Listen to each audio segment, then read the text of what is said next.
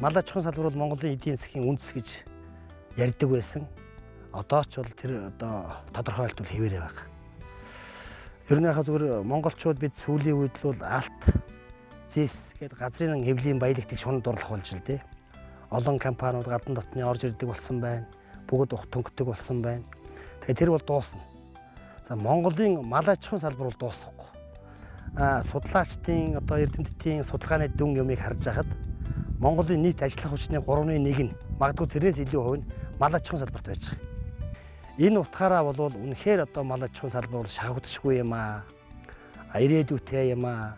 Монголын одоо эдийн засгийн үндэс хэвээрээ байх юм аа гэдгийг бол харуулж байна гэж ойлгодог. Зөвхөн ер нь яг бид нар энэгээр бахархах хэрэгтэй юм байна. Дэлхийд хаач байхгүй. Ер нь бол бид одоо энэ дэлмийн сумын ард түмэн бид бол бас хамтарж байгаад бэлчээр ажилтны хэсгүүд гэж юмыг байгуулсан. Жишээ нь дэлмийн сумд бол дэлмийн сумын одоо нийтдээ 13 бэлчээр ажилтны хэсэг бүлгүүд байж байгаа. За бидний хувьд бол яг зүгээр энэ хүмүүс одоо тэгээд жижигхэн хэсэг бүлэг байгаад хахаар бас болохгүй байна. Тэр хүмүүсийн эдийн засгийн эрх ашиг гэж байна. Тэр одоо өөрсдийн хүч хөрөхгүй юмыг хамтарж байгаад яаж бий болох вэ? Одоо тэр малчтын чинь одоо юу гэдгийг дан ганцаараа хийж чадах олон ажил ба шүү дээ. Тэр одоо түүхэн үедээ яаж борлуулах юм?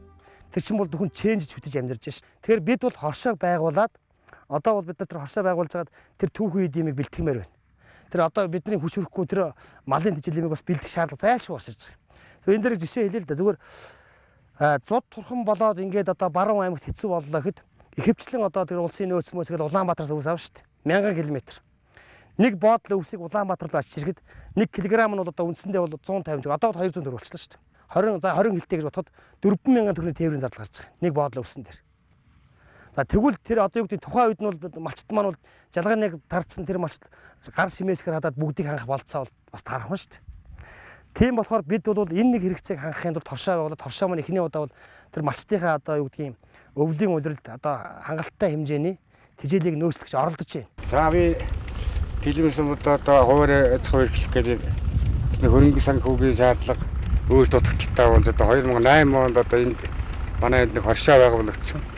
Тэр хоршооноос одоо маш муугүйтэй зээл одоо авч даваад дарга нь байсан. Тэгээд аваад тэрүүгээр би 4-5 үнэ авцаж энд одоо бас энэ төсвийн сургууль хичээллэг болон хувь улсуудад нөгөө төрөө бас сүү сайлын ашиглаж өдөө үргээд бас одоо тэр маань ашгаа өгөөд үхэр маань хэд болсон нэлээд хэд өссөн байж байна.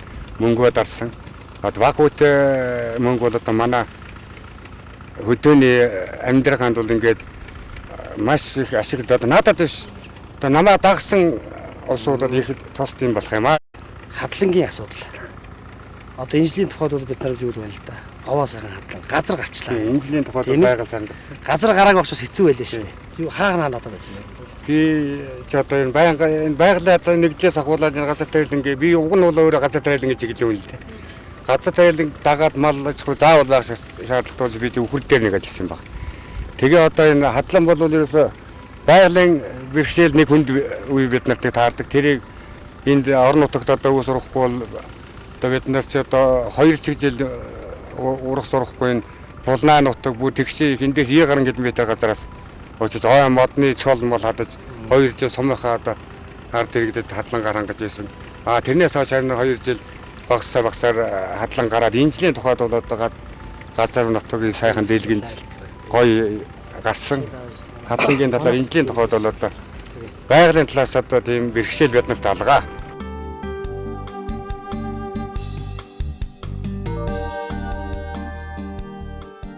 За 2008 оноос энэ эдэр тэгш гэдэг 2 голын бэлчээрт нэг 10 орчим өвлжөөний 18 өрх өвлждэг. Ерөөсөө одоо бэлчээрийг хамгаалах журмаар бид одоо нэгдэж ажиллах зүйтэй маа гэсэн нэг ийм санал тавьж өвлжөөний хөлийн цэс нэгдүгээрт гаргаж тогтоож хөлийн цэсийг тодруулж өгсөн. За хаваржаа, намаржаанд буух цагийг мөн нутгийнхаа байдалтай зохицуулж буух ийм юмыг хэсгийнхаа хурлаар хэлэлцдэг.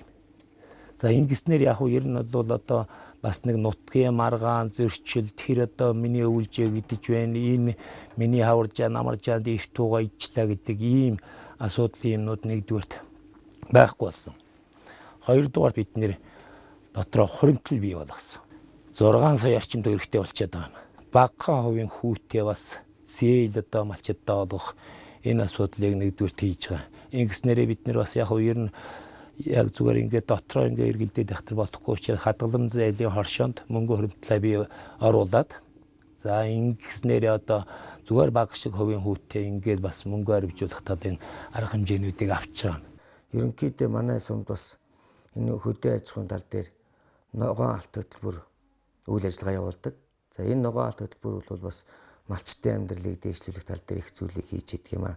Энэ ногоон алт хөтөлбөртэй манай хамтраад өвлжөөний бэлчээрийн хуваарийг хийсэн. За энэ бол үндсэндээ одоо хуучин байсан зүйлийг сэргээгээд бас хүмүүсийн одоо үйл ажиллагаанд их нөлөө болсон юм байна. За энэ хүрээнд манай сумч бас нэлээд хэдэн хоршоонууд ажилладаг. Тэр дундаа малчтын түүх үедийг зах зээл борлуулах ийм тэлмэд ихшин гэдэг хоршоо бол арай бусдаасаа илүү ажилладаг. Энтэй бид бас хамтарч малчтынхаа орлогыг нэмэгдүүлэх тал дээр л бид одоо нэлээд ажиллаж байна да.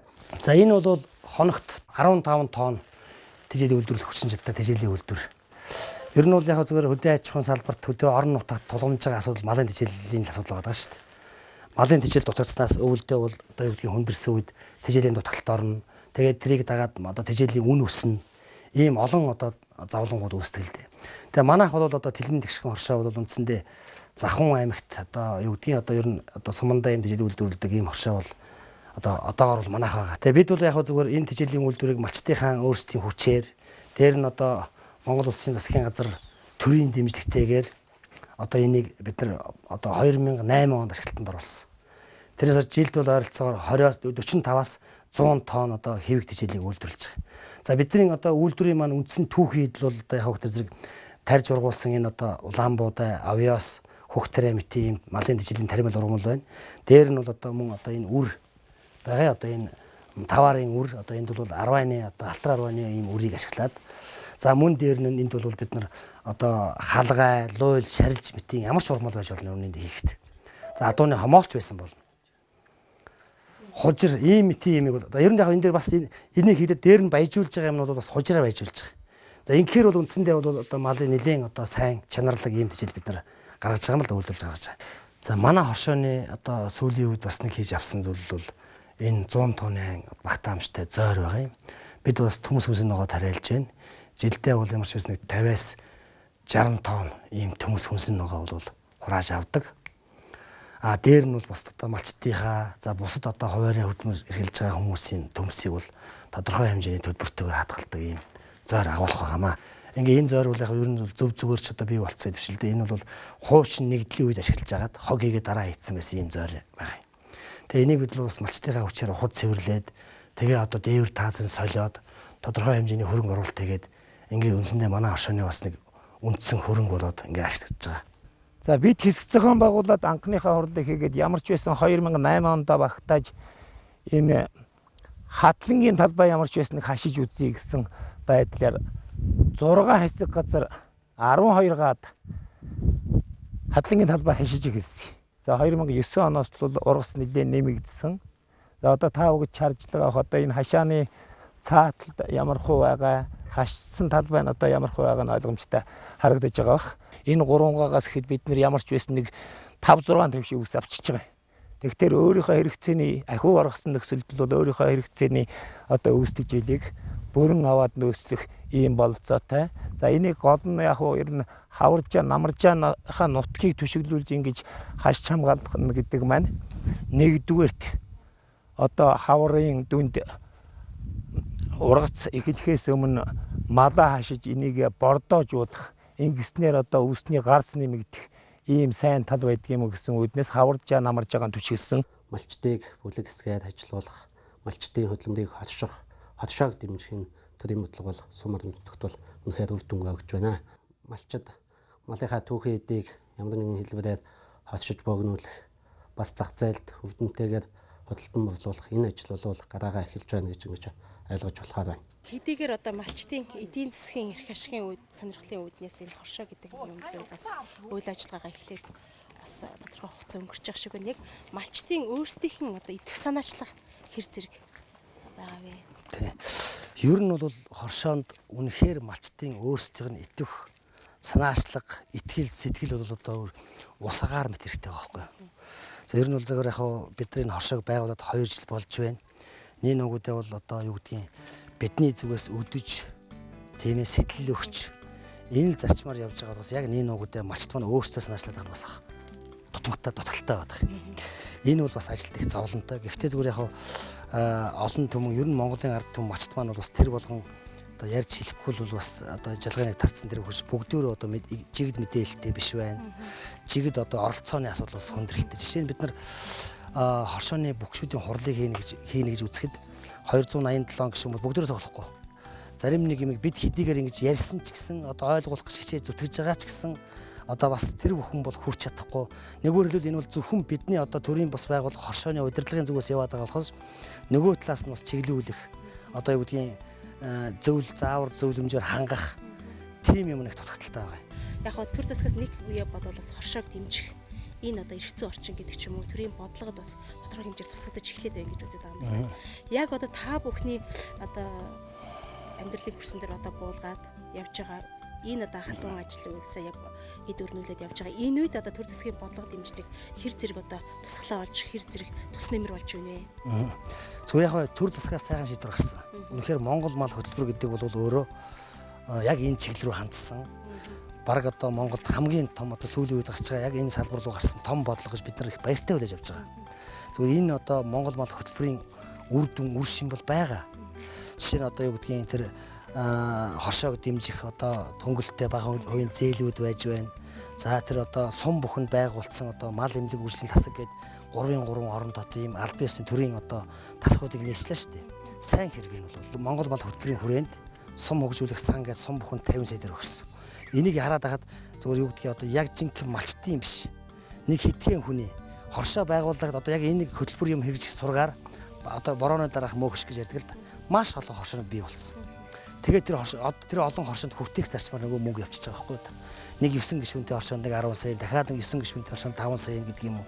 Ийм зарчмаар яваад байгаа нь бол үнэн дээр тэр том бодлого хэрэгжих одоо юу гэдгийг нөхцөл болцоог бас хаагаад байна гэж би хардаг.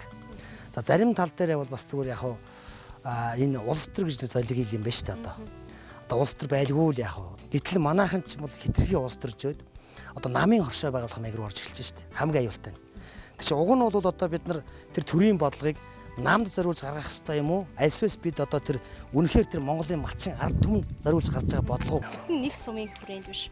Монголын нийт одоо 300 гаруй сумын хүрээнд бас хоршоо гэдэг жинхэнэ утгаараа бас хэрэгжээд эхлэх юм бол бас төрийн ачаалаас томоохон ачааг нас хамт үргэлжлэх юм аа. Бас хоршооныхаа цаашдын хөгжил дэвшлийн талаар бас ямар төсөөлөлттэй хүлээлттэй байдаг вэ та?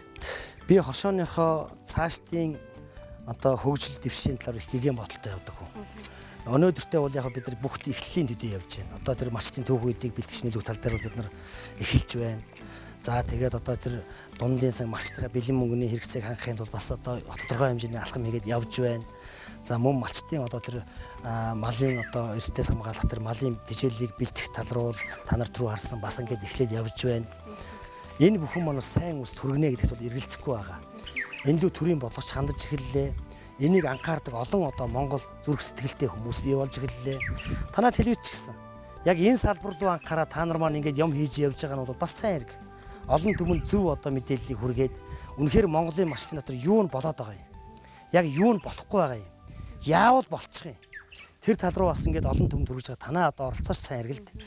Тэгээ бид бол яг зөвхөн ойрын хувьд бол хоршоогоо ямар ч байсан одоо бид нар ойрын 2-3 жилдээ бол энэ тэлмэн сувын бүх малчтын түүхүүдийг нэгсэн жимээр одоо борлуулдаг, авдаг, буцаагаад борлуулдаг, мөн өргөн хэрэглэгнийхэн бараагаар хангадаг ийм юм руу орохыг одоо зорж явна.